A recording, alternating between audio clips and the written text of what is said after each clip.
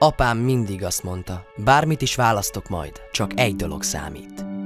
Hogy boldog legyek. Ugyanis szerinte az ember a vérében hordja az álmait, ezért nem tagadhatja meg őket. Mindig azt mondta, szabadnak lenni annyi, mint a vágyaid szerint élni. És csak az lehet igazán boldog, akinek ez megadatik.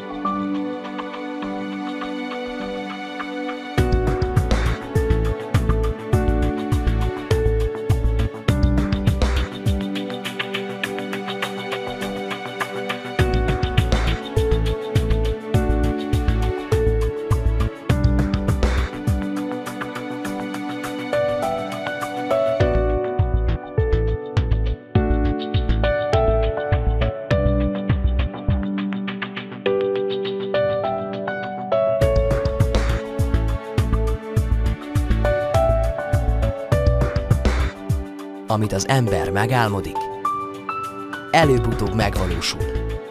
Igaz, tenned is kell érte.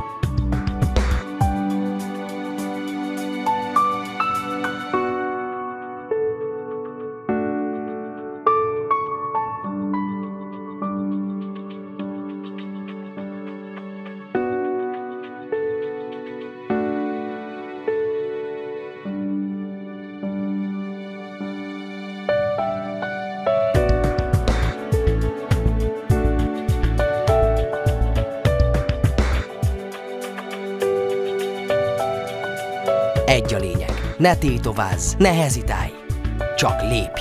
Éld meg az életet, mi a véredben lüktet, akármi megtörténhet, semmi sem lehetetlen.